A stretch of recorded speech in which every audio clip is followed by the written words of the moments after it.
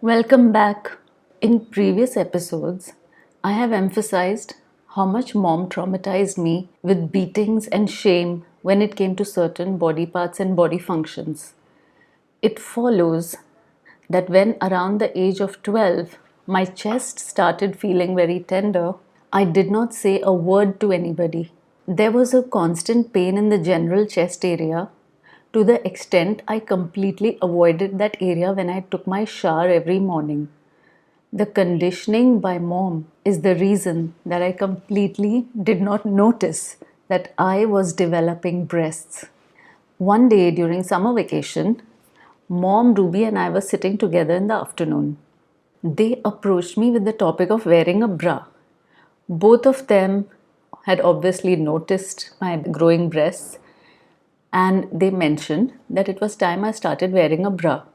I don't understand the reason, but when I heard that, it upset me a lot. I got very angry and cranky and teary all at the same time.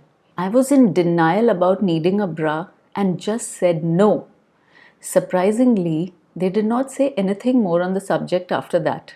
By this time, I knew that breasts were not triangular cartilage thanks to the sister groping episode.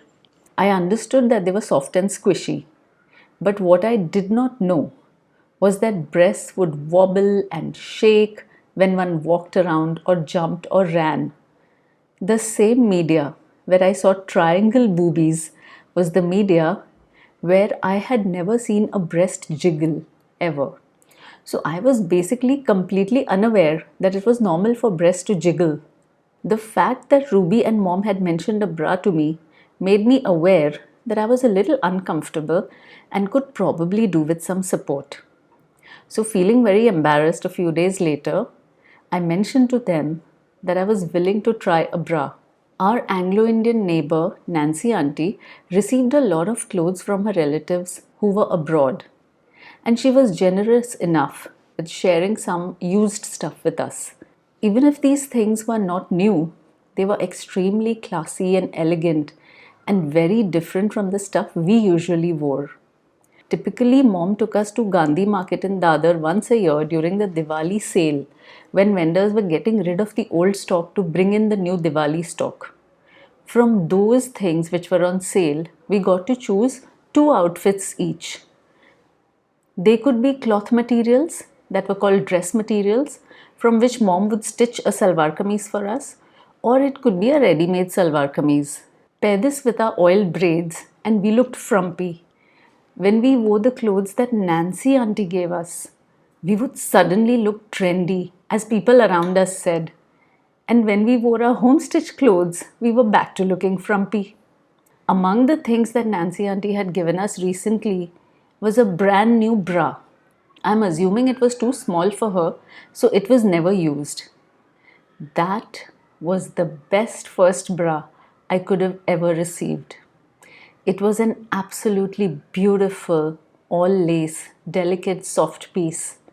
When I wore it for the first time, I was stunned by how beautiful it looked.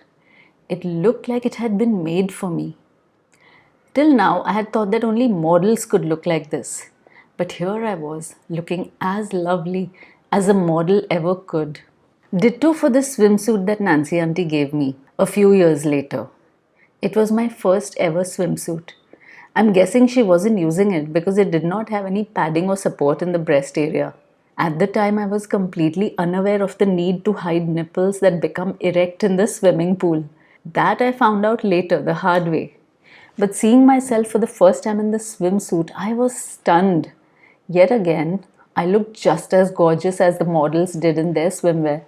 That was probably my first inkling about the impact of dressing and grooming and presentation on your overall impression. Mom, on the other hand, focused on keeping us humble and always emphasized how it was not the outside that mattered but the inside.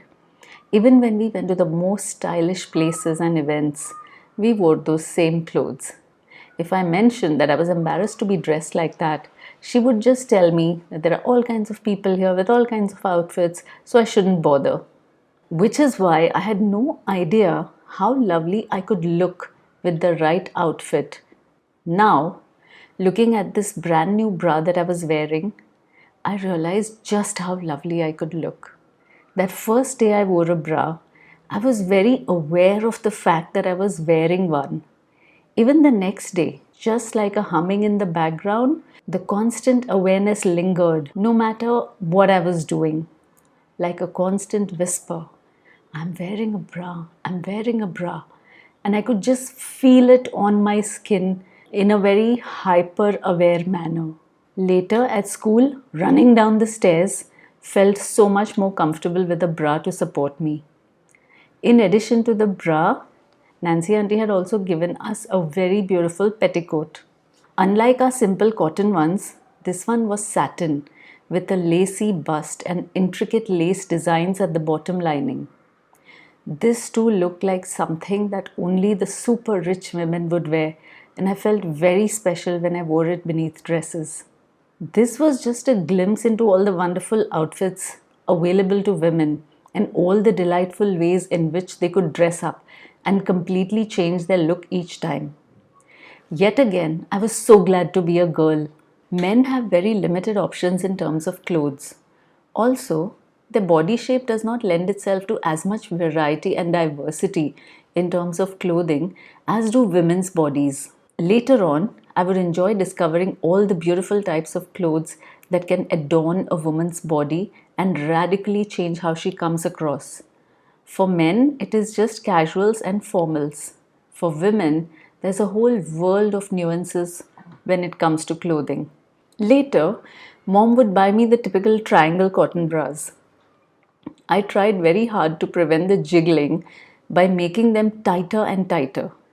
I heard about how boys would giggle when girls played on the skipping rope and became very self-conscious about the movement of the breasts, trying very hard to never have them move. Later on, I tried to walk in a restrained manner after someone catcalled from a passing truck yelling, "Aur jor se hila," meaning shake them harder. I was absolutely mortified. As if I was not self-conscious enough, this added a new dimension to my list of things that embarrassed me. This list included my bad hearing, my stupidity, my academic performance, my clumsiness, my sports ability, rather inability, my general physical weakness. And just when I thought, why this additional layer of awkwardness, there was yet another unpleasant surprise waiting for me. I'll tell you about that in the next episode. Till then, stay healthy, stay happy. Bye for now.